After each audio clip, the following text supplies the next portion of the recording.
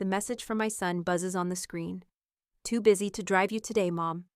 Still, I watch him post beach photos, carefree and smiling, as if I didn't just ask for his support. As the silence settles, I feel the sting of betrayal deepen. This is the same son who promised he'd always be there. While I sit there stunned, the weight of it hits me. I've been waiting for years. That's when I make the decision. I send him a postcard from my lawyer, cutting him out of my life for good. Before we begin, may I ask, where in this big, beautiful world are you listening from? It's always a quiet honor to know who's sharing this space. Drop it in the comments, and don't forget to subscribe. Joanne stood in front of the bathroom mirror, adjusting the collar of her blouse, her fingers brushing over the fabric with a nervous precision. It was her follow-up cancer screening. Just a checkup. Nothing major, yet everything about today felt monumental. The clinic, the scans, the waiting room. Every part of it took her back to the days of chemo, the invasive procedures, the quiet terror of each appointment. She couldn't help but think, what if it's back? Her phone buzzed, cutting through the tension. She quickly typed out a message to Ben, her only son, hoping for reassurance. Just confirming, are you picking me up for the screening today? She stared at the screen, willing him to reply quickly. A few moments passed before his response appeared. Work slammed. Can't today. Sorry. Her heart sank. She stared at the words, feeling as though a weight had settled in her chest. Sorry, that was it. No explanation, no offer to make it up to her. Just a terse, impersonal message. Can't today. The words seemed to echo in her mind. It wasn't the first time Ben had let her down, but it was the first time it stung this much. Joanne took a slow breath, steadying herself. She could deal with this. I'll figure something out, but the knot in her stomach wouldn't loosen. She forced herself to type back. Okay, no worries. I'll get there on my own. Her fingers trembled as she hit send. She paused, feeling the weight of the silence between them. Ben wouldn't call. He wouldn't apologize. He was too busy. And that was the part that hurt the most, the absence of care. She quickly dialed Dolores. Hey, Dolores, it's me. I need a ride to my appointment today. Dolores didn't hesitate. I'll be there in 20. Don't worry, Joe. Joanne exhaled, feeling a small sense of relief. It wasn't the plan she'd wanted, but it was the one she'd have to settle for. By the time Dolores pulled into the clinic parking lot, the sun was beating down, the Arizona heat unbearable even this early in the day. The lot was nearly empty except for a few scattered cars, their owners lost in their own routines. Joanne sat in the passenger seat, her fingers tapping against her purse, her mind a haze of worry and disappointment. She was here again, this place, this sterile waiting room, full of people who all had the same uncertainty in their eyes. People trying to act like everything was fine, but their faces told the truth. Joanne stepped out of the car and made her way to the entrance, her legs feeling heavier with each step. She checked in at the front desk, her name quickly typed into the system. Just a follow-up, Mrs. Winters? The receptionist asked, glancing up at her over her glasses. Yes, Joanne answered, trying to sound confident, though the word caught in her throat. She was trying to be brave, to convince herself that it was just a routine visit, but everything inside her wanted to scream. She sat down in the waiting room, the hum of the air conditioning doing little to calm her nerves. She pulled out her phone to distract herself, flicking through Instagram, looking for something, anything, to take her mind off the uncertainty. And then she saw it, Ben's post. There he was, standing on the beach, grinning into the sun with Callie beside him, a cocktail in hand. The ocean stretched out behind them, calm and endless. Grind hard, rest harder, the caption read. Joanne's heart clenched. He couldn't even be bothered to drive her to an appointment, yet here he was, having fun without a care in the world. Grind hard, rest harder. She let the words burn through her, each one a reminder of how far apart they had drifted. Her fingers tightened around the phone as the room around her seemed to fade away. She was numb now, staring at the screen, feeling the weight of Ben's absence in every pixel. She had waited for him, she had hoped for him, but he hadn't even bothered to show up. Not for her. Her throat tightened. She couldn't stay in this moment forever, but in that instant, she knew something had shifted, something irreparable. She turned the phone off and leaned back in the chair, eyes closed, trying to breathe.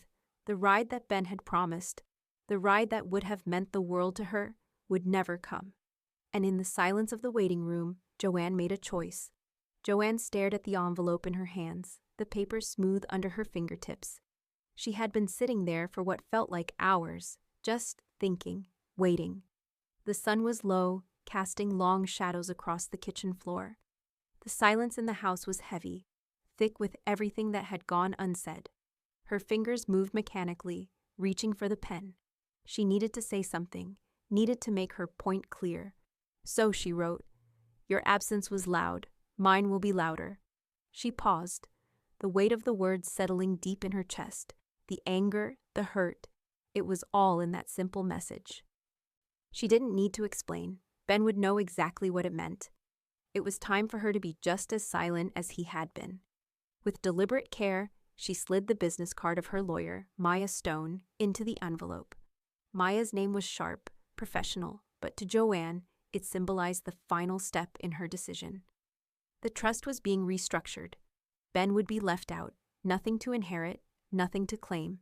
He had made his choice, and now she would make hers. Joanne sealed the envelope, the sound of the flap folding closed like a door shutting on a past she could never return to. Later, Dolores arrived with one of her casseroles. Joanne hadn't called her, but it was clear that Dolores knew something had shifted. She set the dish on the counter and took a seat across from Joanne, studying her with quiet concern. "You're doing it, aren't you?" Dolores asked, her voice low but steady. Joanne didn't answer right away. She just looked at the envelope resting in front of her. Her heart felt heavy, but there was no doubt now. This was the right thing. Dolores broke the silence. "You survived cancer. You didn't do it to be treated like this. Not by him." Joanne nodded slowly. There was no anger in her, just the kind of cold clarity that came when a line had been crossed. She had waited too long for Ben to show up, for him to care. He never would. "I'll send it tomorrow," Joanne said quietly. Dolores gave her an approving look. "Good, he'll get the message."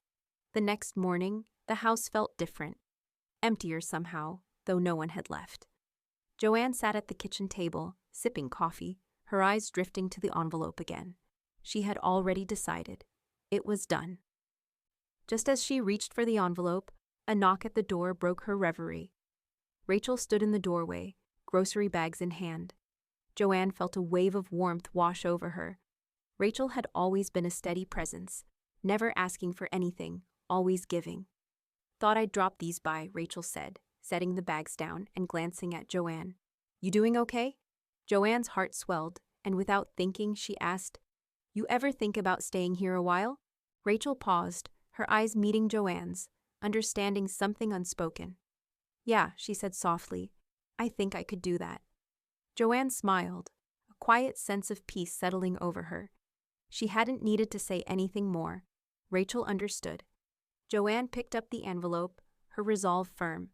As the door closed behind Rachel, Joanne knew something had shifted. The decision had been made, and there would be no turning back. Joanne sat in the dimly lit office, the smell of polished wood and leather hanging in the air, a stark contrast to the quiet rage simmering in her chest. Maya Stone, her estate attorney, was poised across from her, a stack of papers neatly arranged on the desk between them. There was no hesitation now, only purpose. The weight of the decision had already been made, but this was the final step, the one that would sever all ties. Maya's voice was steady, her tone as sharp as the edges of the papers she handled. "If you want to cut him out, I'll make it airtight. You won't have to worry about a thing, but it has to be clear, legally clean. This can't be messy." Joanne's eyes flicked to the papers in front of her, her hand resting on the cool surface of the desk. "Cut him out?" The words felt so trivial next to the deep ache she'd carried for years. "I don't want to cut," she said, her voice low, firm. "I want to erase." Maya raised an eyebrow but didn't flinch. She had seen clients in grief, in anger, in denial. But this was different. Joanne wasn't speaking from a place of bitterness. She was speaking from a place of finality. "We'll erase him," Maya agreed. "I'll draft a revocable trust. Rachel will be the sole beneficiary. No one else. Not Ben, not Callie, just Rachel. The words settled into the air, sharp and final, each syllable heavy with meaning. Joanne didn't need to ask for confirmation. She had already made up her mind. Rachel was the one who had been there, the one who had stayed without question, without hesitation. She had earned this, earned the right to hold on to Joanne's legacy. Maya slid a document across the desk, her fingers lightly brushing the edges. We'll include a no contest clause. One move from him, one attempt to challenge this, and he gets nothing. 0. A clean break. Joanne felt a chill, but it wasn't fear. It was relief. She had spent years wondering how it would feel to let go, to take back control of what she had built. And now, sitting across from Maya, with the trust being rewritten, it felt like a weight was lifting. No more waiting, no more excuses. Her eyes drifted over the forms, the fine print that would make everything official. She could almost hear Ben's voice, the empty apologies he'd never offer, the excuses he'd continue to use. She could already hear it in her mind. I just didn't know, Mom. I was too busy. Well, Maya asked, breaking the silence. Joanne's gaze hardened. Do it, now. Maya nodded, tapping her pen against the papers. All right, I'll get the trust filed, the accounts transferred. By the time you leave here, everything will be in place. Your house, your pension, your savings, all transferred to Rachel. You won't have to worry about him. Joanne's chest tightened, but this time it wasn't anxiety. It was something else, something she hadn't felt in years. Freedom. She would leave behind what she had worked for. But she would leave it to someone who would care, someone who had never made her feel invisible. Back home, Joanne felt the weight of the finality settle in. Her eyes wandered over the house, taking in the little details she had worked so hard to build over the years. The bookshelves that lined the living room, the garden she had carefully cultivated, the kitchen that still smelled faintly of the casseroles Dolores often made. Rachel was there again, sitting at the kitchen table with a pile of medical bills spread out in front of her. She hadn't said much about helping, but Joanne could see the quiet determination in her movements as she scanned each piece of paper, organizing them with methodical precision. You don't have to do this, Joanne said softly, watching Rachel with quiet gratitude. Rachel looked up and smiled, a warmth in her eyes that made Joanne's chest tighten. It's the least I can do, Joanne nodded, unable to find the words to express what she was feeling. She had spent so many years thinking that Ben would change, that he would eventually step up, that he would be the one. But Rachel had never needed her to ask. Rachel had shown up again and again, without expectation. Thank you, Joanne said, her voice barely above a whisper. You're the one who's always been here. Rachel's smile softened, her gaze meeting Joanne's in that quiet, understanding way. Always will be, she said, reaching over to squeeze Joanne's hand. Joanne took a steadying breath, her fingers curling around the edge of the table. There was a finality to everything now, a certainty she hadn't had in years. She had made her choice, and it had nothing to do with revenge or bitterness. It had everything to do with peace, with knowing that when the time came, the right person would be there, carrying the legacy Joanne had worked so hard to build. And Ben? He would never even know what he had lost. Joanne sat in the quiet of the living room, the phone in her hand feeling heavy. She had been staring at it for minutes, almost waiting for it to buzz. She knew what was coming. She'd already made her decision, and it wasn't about him anymore. Her thumb hovered over the screen, and she typed a simple response. Everything's in motion. Nothing more. She didn't need to explain. She didn't need to offer comfort. The words hung in the air like an unspoken promise. A minute passed, and then the phone buzzed again. Ben had replied. What does that mean? Joanne didn't answer. She set the phone down on the table, watching the silence stretch between them. She could already hear his voice in her head, the disbelief, the confusion. He always needed to understand things on his terms. He wanted explanations, but there was nothing left to explain. Dolores had always said the silence would do the work, and in that moment, Joanne understood exactly what she meant. Joanne stood and walked to the kitchen, her heart still steady. There was a place for Ben in the past, but not anymore, not in the life she was building now. The following day, Joanne sat at the kitchen table, feeling the weight of the decisions she had made. Her gaze lingered on the pile of medical bills Rachel had been helping her sort through. A quiet gesture of support that felt like a lifeline. Rachel had never asked for anything in return. As Joanne watched Rachel move with quiet care through the paperwork, her chest swelled with gratitude. She didn't need to say anything, but the words were there, unspoken. Rachel had been the one who showed up, and now she was the one who would carry the future. Joanne picked up her phone and typed a note to the cancer clinic. It was time to donate, and this time she wanted it to be in Rachel's name.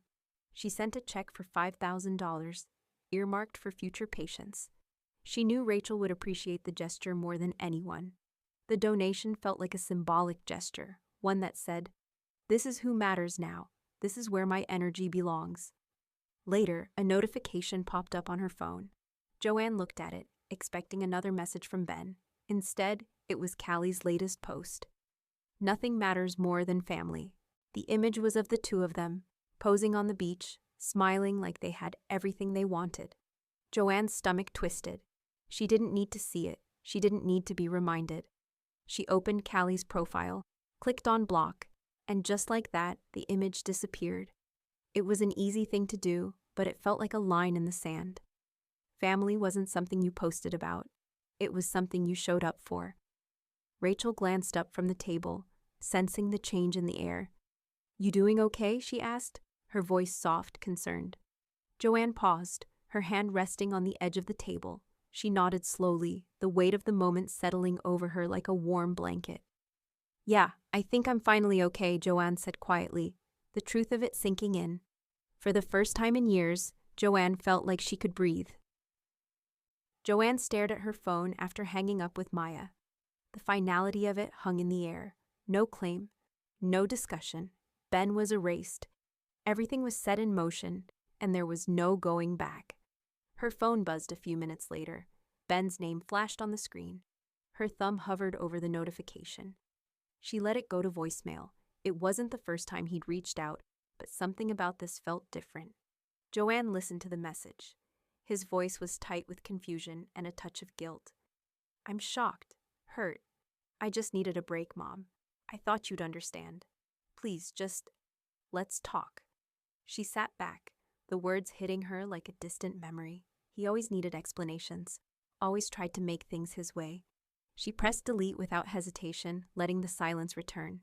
There was no need for a response. No need to explain herself. It was done. Rachel sat at the kitchen table, finishing her coffee, and glanced up, catching the expression on Joanne's face. Joanne didn't need to say anything. Rachel had been there through every moment of this journey. "Everything okay?" Rachel asked softly. Joanne nodded. "It's over. It's all settled." Rachel didn't respond with words, but instead handed Joanne a binder. Inside, neatly arranged, was a copy of the trust. It was official now. Rachel was the sole beneficiary. Ben no longer had a place in their world. Joanne picked up the binder, turning it over in her hands. "It's done, isn't it?" "Yeah," Rachel said, with a quiet but certain nod.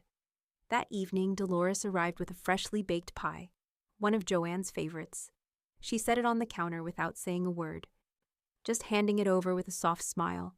Joanne looked at it, the weight of everything hitting her all at once, surviving, subtracting. "For surviving and subtracting," Dolores said gently. As if she had read the thought in Joanne's mind, Joanne smiled, a rare, full smile. "Thank you," Dolores patted her hand. "You're free now."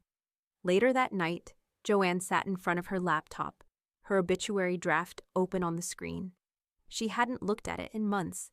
It had always felt like a placeholder, something to be updated later. But now, with Ben erased from her life, there was only one name to put in the family section. She hovered over the line where Ben's name had been, her finger hovering above the backspace key. Then, with a steady breath, she pressed it. Rachel's name remained. Joanne closed the document and leaned back in her chair. The silence in the room felt like freedom, finally. The weight of years of expectations, disappointments, and silent apologies was gone. There was no more waiting, no more explanations. She had chosen her peace. The door was closed, and for the first time in years, Joanne could breathe easy. The morning of Joanne's final scan arrived with a quiet heaviness. The sun was barely up, but the weight of the day settled into her chest. Rachel drove, her hands steady on the wheel. The quiet between them was comfortable, but it carried something unspoken. Joanne had been here before, too many times before, but this time felt different. Rachel glanced over as they neared the clinic. "You okay?" Joanne nodded, but the words felt hollow. "I'm fine." She wasn't sure if she believed it herself. The tightness in her chest hadn't gone away since the last scan.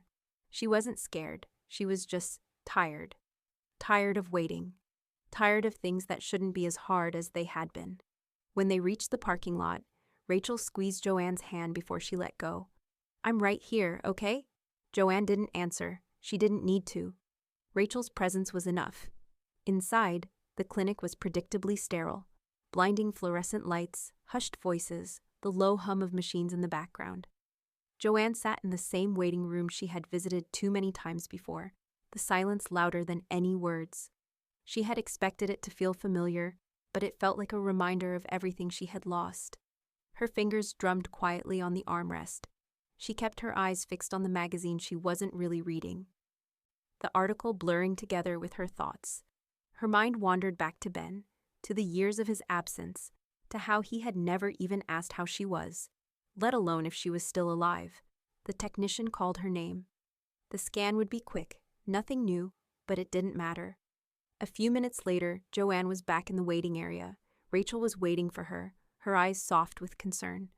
"How'd it go?" Rachel asked. "Clear," Joanne said, the word slipping out as if it didn't mean as much as it should. The doctor had confirmed what she already knew. She was fine. Cancer wasn't coming back. But it didn't feel like victory. Not really. The silence lingered. Ben hadn't called. No one had followed up. Joanne let out a quiet breath. "They didn't ask if I lived, so I'll make sure they don't benefit when I die." Rachel looked at her, searching for the meaning behind her words, but Joanne just shrugged. There was no anger in her, just a quiet truth. They didn't care then, and they won't care when I'm gone. Back at home, Rachel helped Joanne go through the last of the furniture. They loaded boxes with things Joanne had held onto for too long, items that no longer mattered. She wasn't interested in keeping things that didn't have purpose anymore. They worked together, loading the car with furniture for the donation center. The whole process felt cathartic, as if each box that left her house took something heavier with it. "You ever think about keeping any of it?" Rachel asked, packing up a lamp. Joanne shook her head. "No, it's time to let it all go." Later that afternoon, Dolores dropped by with a pie, as she often did. She gave Joanne a long look, her eyes scanning the house as it started to feel emptier. "For surviving," Dolores said with a soft smile, "and subtracting." Joanne took the pie, but the words hit deeper than she expected. For years she had carried so much, so many things that didn't belong to her anymore. Now she was finally releasing them, piece by piece. That evening, as the house grew quieter, Joanne sat down at her desk and opened the draft of her obituary. Her fingers hovered over the section that listed family. For the longest time, she had written Ben's name first, but now there was only one name to include: Rachel. She deleted the rest. The decision had been made, and the door had closed. For the first time in years, Joanne could breathe. Joanne's hand shook as she reached for the envelope on the kitchen counter. She hadn't been expecting it, but there it was. A simple pale blue card with no return address. She could already hear Ben's voice in her head, the distant apologies, the empty attempts at reconciliation. She opened it slowly, a tightness in her chest tightening with each second. Inside, the card was folded neatly, the words written in Ben's familiar handwriting.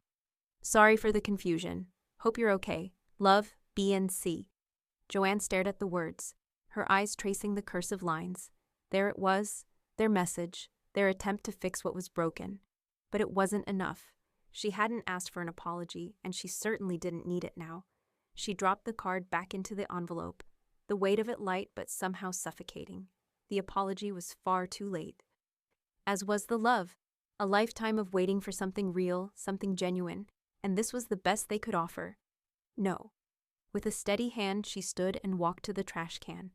The card hit the bottom with a soft thud. It was done. Over. There was no place for them in her life anymore. Minutes later, Joanne's phone buzzed. It was Maya Stone's confirmation. The final paperwork was complete. The trust was irrevocable, legally binding. The house was officially Rachel's. Joanne leaned back against the counter, feeling the words settle into her chest. It's done. It's finally done.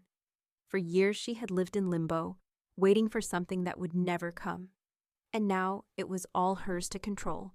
The power, the peace, and, most importantly, the freedom. Rachel had been by her side through everything, from the hospital visits to the late-night conversations.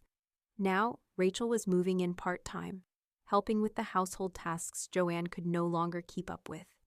It wasn't about obligation, it was about care, about the quiet understanding that Rachel was all she had left. Joanne looked over at Rachel, who was in the next room, stacking boxes of old books on a shelf. She hadn't said much about the move. There was no need. It felt natural, comfortable. Joanne picked up her journal from the coffee table, flipping through the pages. She had written about everything in those pages, about the cancer, the loneliness, the years spent hoping for something from Ben that never came. But today, she wrote something new. The strongest heartbeat I had today was mine. It was simple, but it felt like everything. For the first time in a long time. She wasn't waiting for someone else to give her strength. She had found it herself. Later that week, Dolores came over with a pie, as she always did. But today, it wasn't just a visit. It was a celebration of sorts. I'm planning a dinner, Dolores said, her tone bright and purposeful. A life milestone dinner, no birthdays needed. Just the women who've helped you along the way. Joanne smiled softly. You mean just the ones who stayed? Dolores gave her a knowing look. Exactly. Joanne felt a rush of warmth. For so long, it had been just her and Dolores, and now it was Rachel too. The people who had been there, without hesitation, without excuses. The ones who understood her in a way no one else could. That evening, Dolores was already making plans, organizing the guest list, picking out the menu, picking the perfect time. There was no rush, no expectation, just an acknowledgement of what Joanne had finally come to understand. She was enough. She had always been enough, and for the first time in years, Joanne could feel the weight of the past finally lift from her shoulders. There would be no more waiting, no more pretending, no more trying to get back what had been taken from her. She had everything she needed, right here. Joanne's phone buzzed again.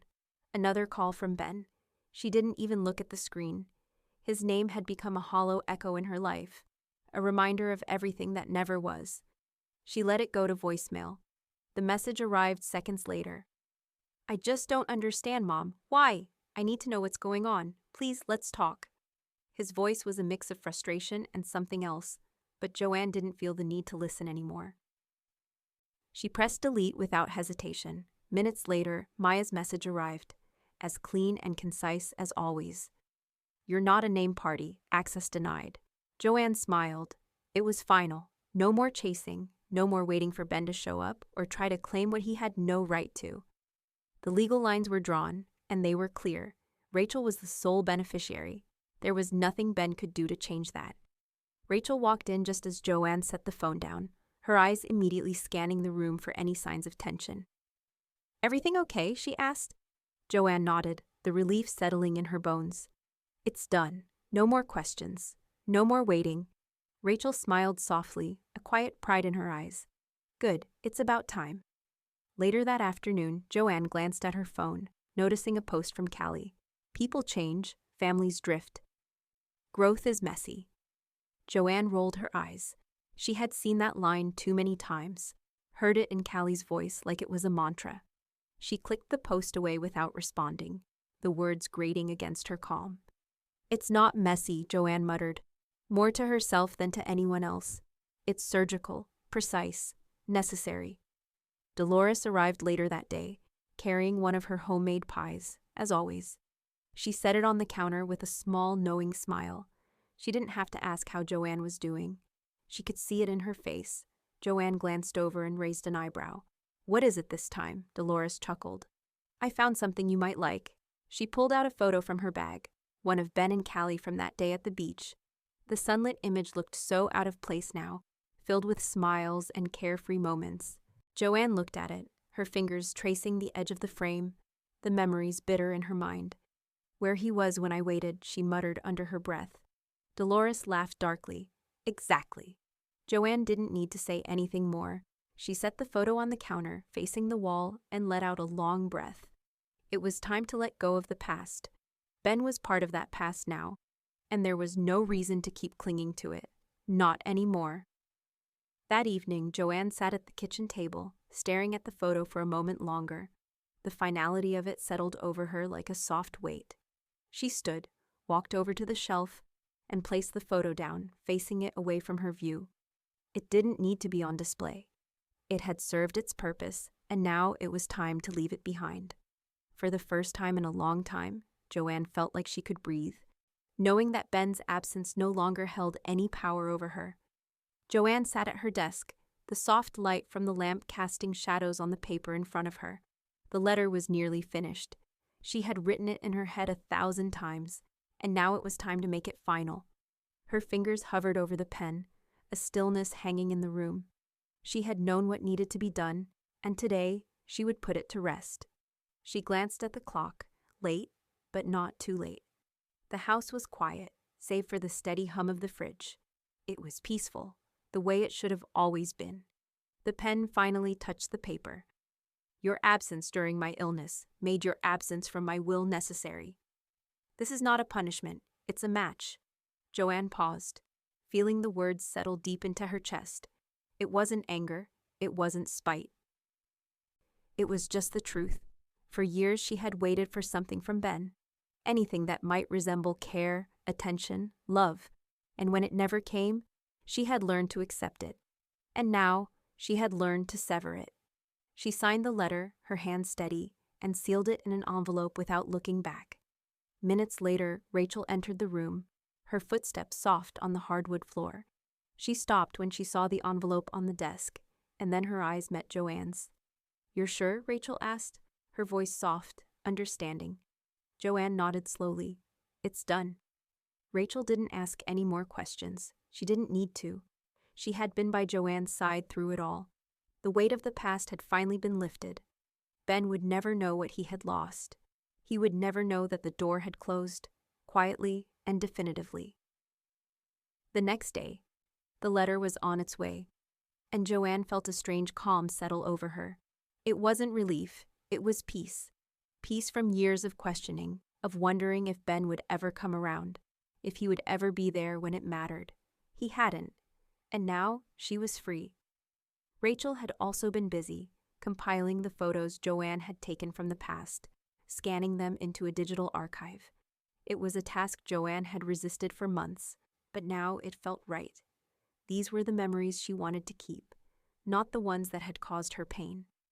"You're the keeper now," Joanne had told Rachel with a quiet smile, watching as she organized the pictures into albums, sorting through recipes and old letters.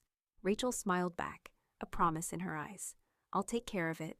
Later, Joanne received a call from Maya Stone to confirm the trust had been finalized. Maya was efficient as always, giving Joanne the necessary details about the transfers.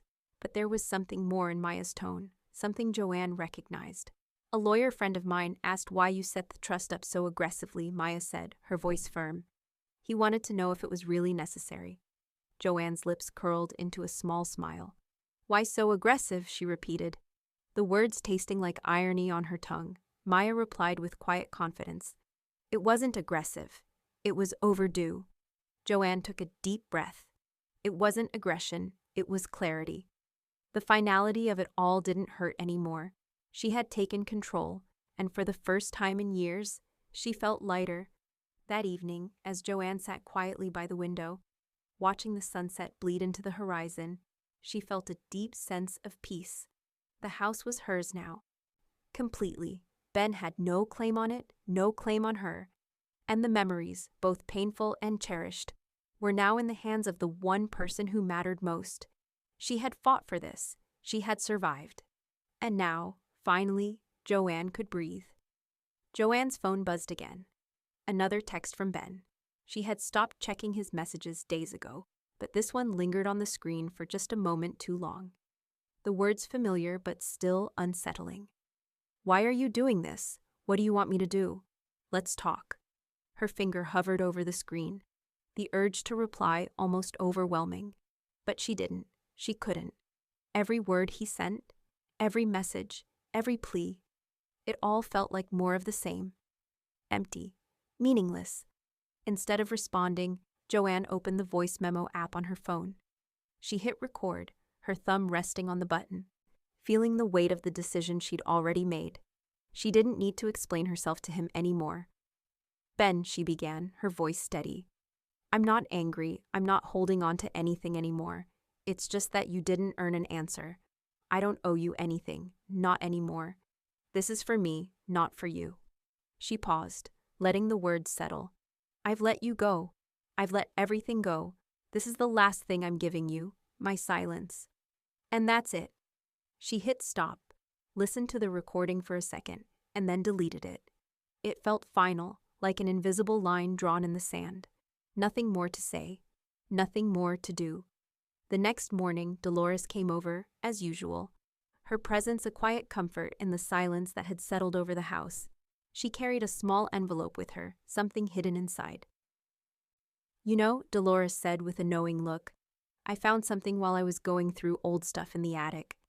Joanne raised an eyebrow, but didn't say anything. Dolores handed her the postcard. It was faded, old. One of those beach postcards with bright colors and a smiling sun. Joanne stared at it for a moment, the familiar feeling of waiting washing over her. She'd seen 1,000 postcards like it in the past, pictures of moments she had never been a part of. And then it hit her. One word, one simple, final word. With deliberate care, she took a pen from the counter and wrote it across the card. "Busy?" She didn't need to say more. The message was clear, and Ben would understand it the way he had always understood things. Too late. She stood up and walked to the mailbox, the postcard in hand. Without hesitation, she sealed it, addressed it, and dropped it in the slot. No return address, no explanation, just that word. Busy. Later that day, Maya called with the final details of the estate. The legal paperwork was settled, but there was one more thing. "Joanne," Maya's voice was calm, but there was a glint of satisfaction in it. "If he tries to contest the will, I've set everything up to trigger a media release. It'll be public. No room for misunderstandings." Joanne didn't respond at first, just let the weight of Maya's words settle in. It wasn't about revenge, it was about closure. Maya had ensured that nothing would come between Joanne and her peace. "Thank you," Joanne said quietly, her voice firm. That evening, as the sun set behind her house, Joanne stood in the backyard, her eyes fixed on the bare patch of earth she had been tending to for weeks.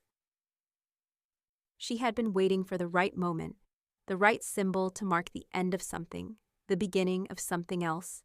The ground was soft beneath her hands, and she dug a small hole, placing the young lemon tree in it with careful precision.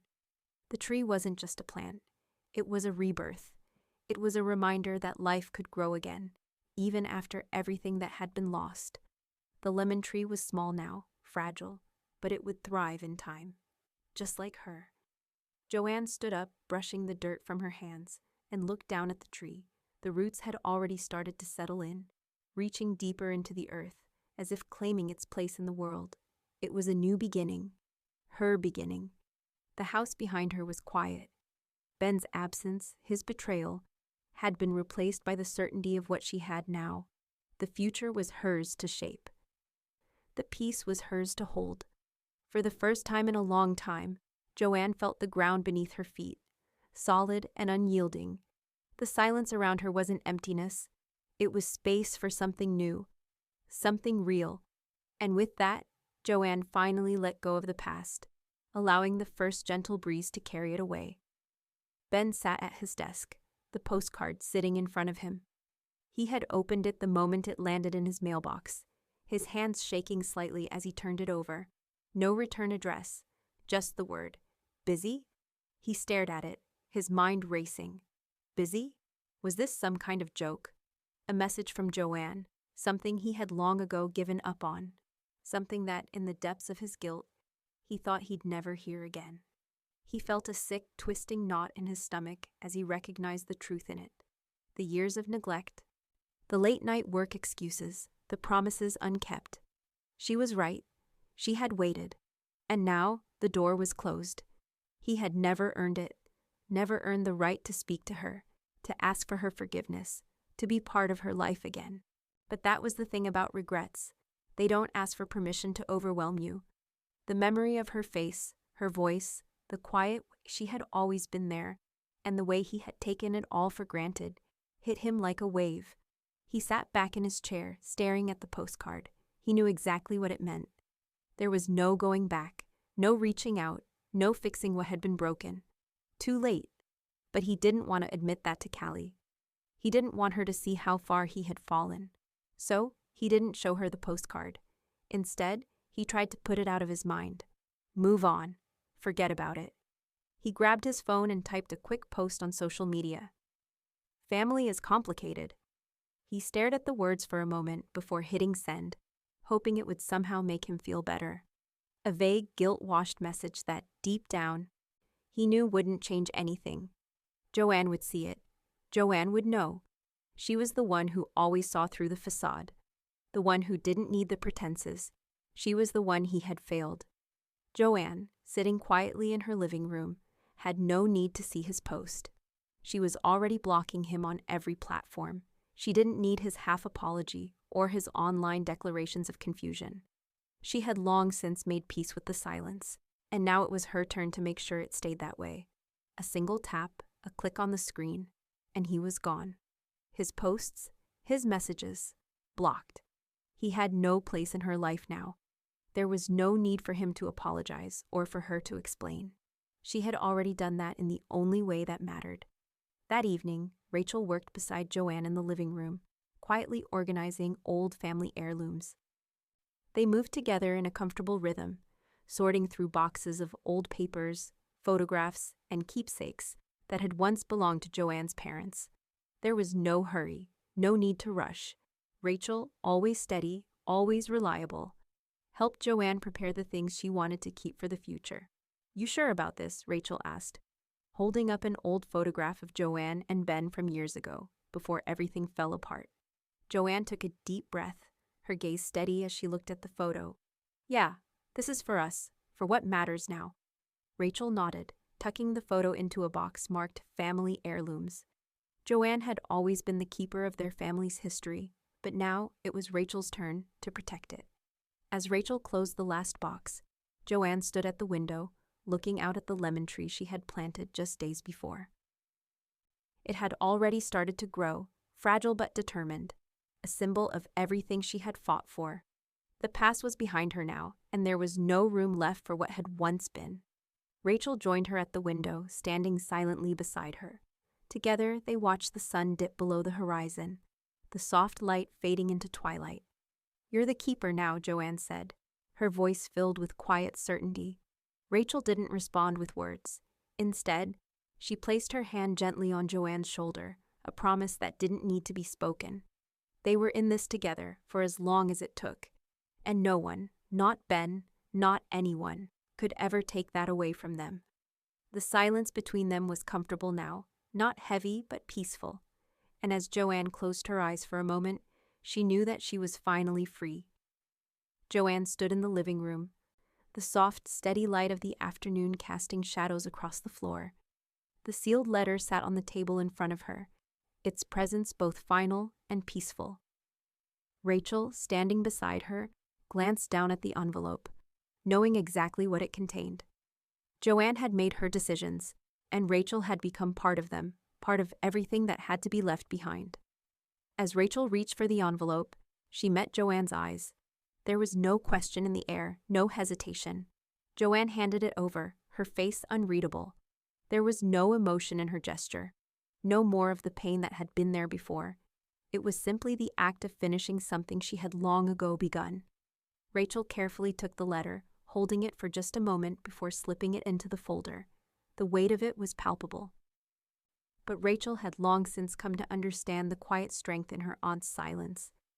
"The executor," Rachel said softly, her voice steady but filled with a quiet understanding. Joanne had asked her to be the executor of the will, to handle the final moments in a way that would ensure peace for everyone left behind. Rachel had agreed without question, knowing what this meant for both of them. Joanne had never asked for a grand, drawn-out goodbye. She had already severed all the ties that had kept her waiting. She had found her peace in her silence, her actions speaking louder than anything she could ever say. The letter had been written for no response. It had been crafted with the precision of someone who no longer sought validation, no longer needed any explanation. The words were simple, direct, but each one carried weight. You left me waiting at a clinic. I leave you waiting for an apology I'll never write. Joanne knew it wouldn't be read. She didn't care. She had written it for herself, to mark the end of the waiting, waiting for Ben to show up, for him to care, for him to be what he had never been. She had finally given herself permission to stop expecting. The day passed quietly, and as the evening approached, Joanne met with Maya to finalize the final details. The addendum was straightforward. There would be no memorial, no mention of Ben or Callie in any of the published materials. Joanne had no need for empty rituals, for the hollow gestures that had meant nothing to her for so long. What mattered was what she had now, not what she had lost. Rachel would carry the family legacy forward. Rachel would be the one to ensure the history was remembered. The good parts, the parts that mattered. Maya's voice was calm and reassuring as she reviewed the documents. All set. No need to worry, it's done. Your will is locked, and no one can contest it. Joanne nodded, the weight of it finally feeling like something she could set aside for good. That evening, Dolores arrived with a special kind of warmth in her eyes. She had always known exactly what Joanne needed, exactly what to say. Tonight, she wasn't just bringing one of her famous casseroles. This time, it was something more. I've been thinking, Dolores said, her tone purposeful. I want to arrange something for you, a dinner, a living legacy dinner, if you will. Joanne raised an eyebrow, the corners of her lips curling slightly. A legacy dinner, Dolores smiled, a knowing look in her eyes. Just the women you've helped, no birthdays, no fuss, just the ones who stayed. Joanne was quiet for a long moment, the weight of Dolores's words sinking in. It had always been the women in her life, those who had been there when it counted, the ones who stayed without needing any prompting, without expecting anything in return. Sounds perfect, Joanne said softly, the weight of it finally feeling like something she could welcome. A quiet tribute to what she had built, to what had mattered. Rachel, meanwhile, was working late in the living room, scanning photos and old family recipes into a digital archive. She had made the decision to preserve everything, the parts of Joanne's life that no one else would remember, the parts they had ignored. She looked up as Joanne entered the room, a small stack of neatly printed pages beside her. "I finished," Rachel said quietly, holding up the binder, the parts they ignored. It was titled. The words speaking volumes about the family history that had been overlooked or forgotten. Joanne took the binder and ran her fingers over the cover, a deep sense of gratitude flooding her chest. "You're the keeper now," she said, her voice thick with emotion she didn't express often. Rachel smiled, but there was no need for words. They both knew the significance of this moment. As Rachel handed the binder over, Joanne felt something settle in her chest. It wasn't the end. It was the beginning of something new. With Rachel by her side, she no longer felt the burden of carrying everything on her own. The dinner Dolores planned was a quiet affair, held in the warmth of Joanne's home. It was small, just the women who had made her life what it was. No pretense, no apologies, just a gathering of women who understood what it meant to truly show up.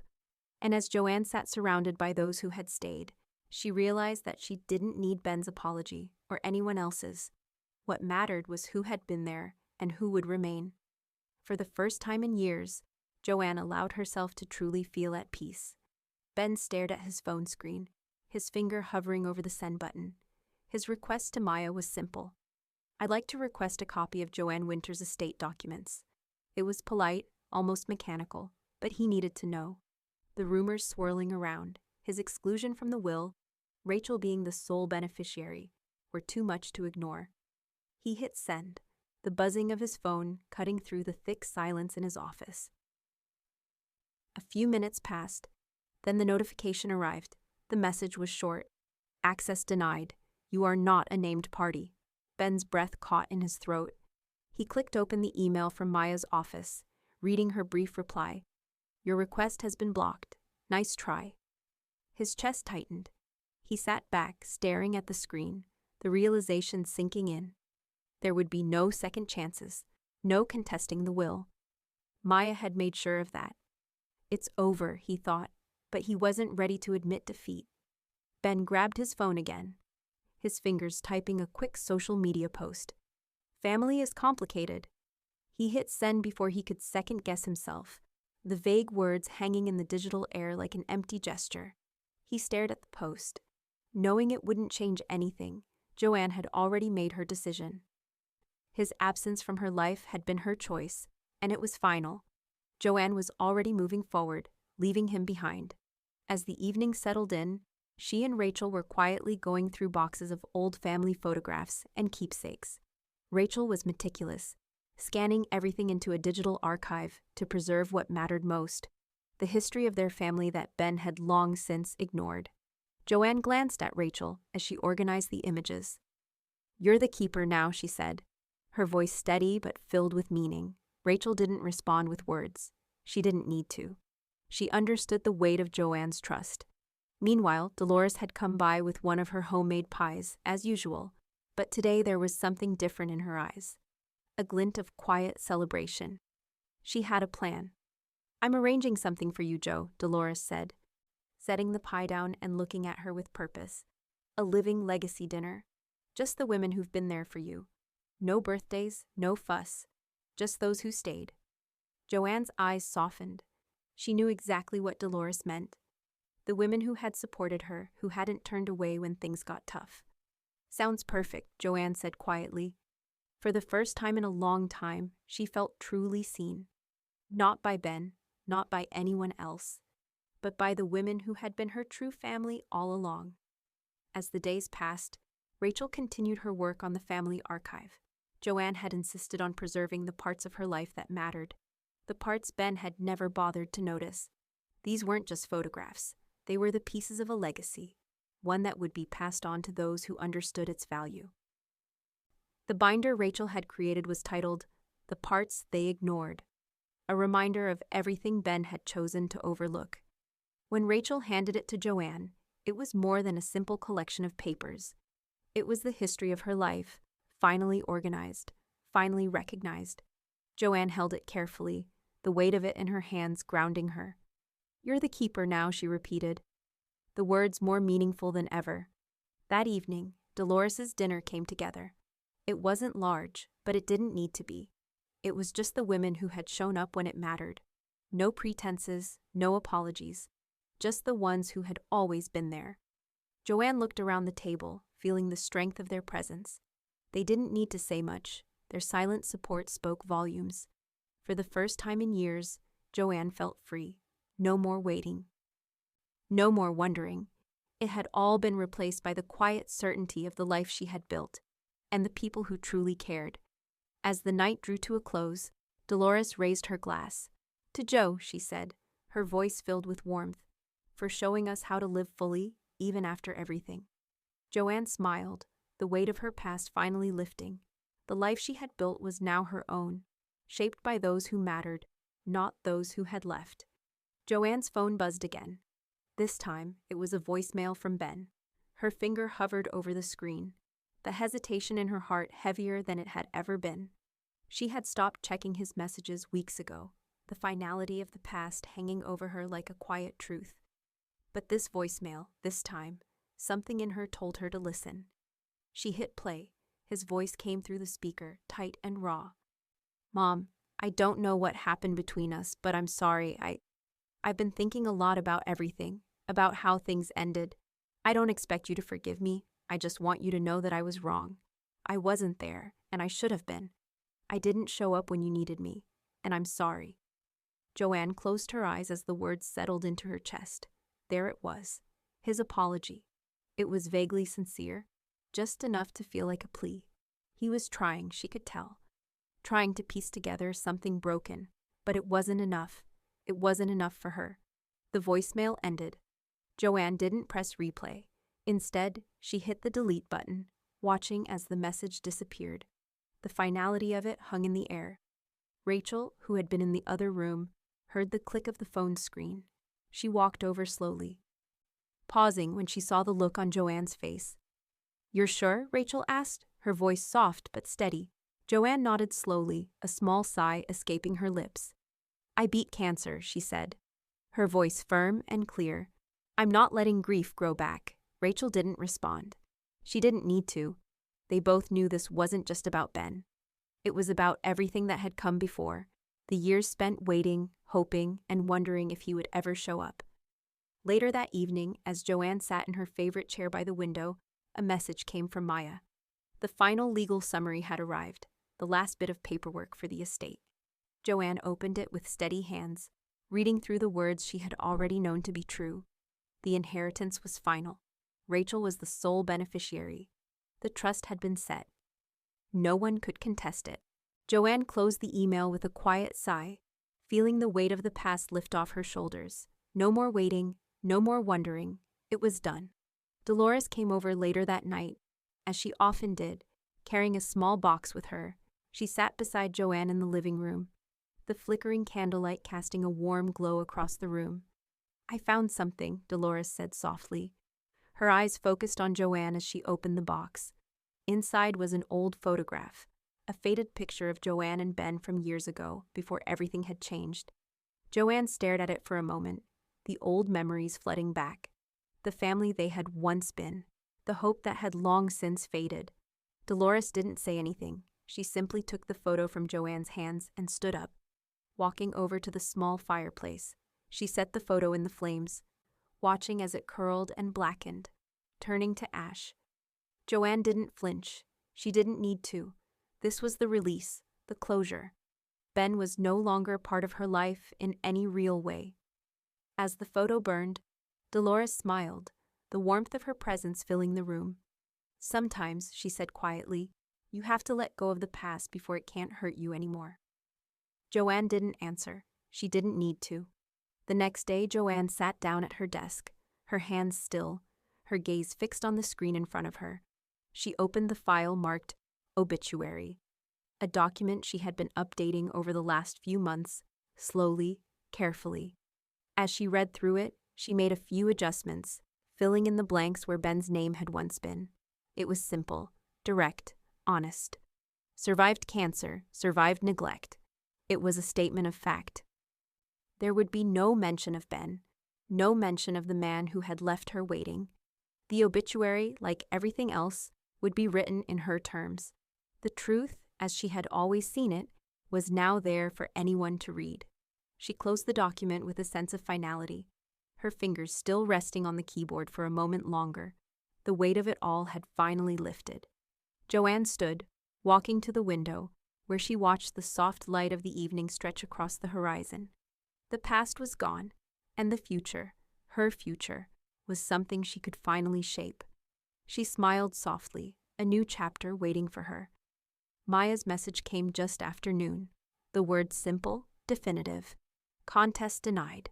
All provisions sealed. Joanne sat back, the faintest of smiles curling on her lips as she read the email. The legal jargon, the finality of it, it all felt like a weight being lifted. The trust was irrevocable.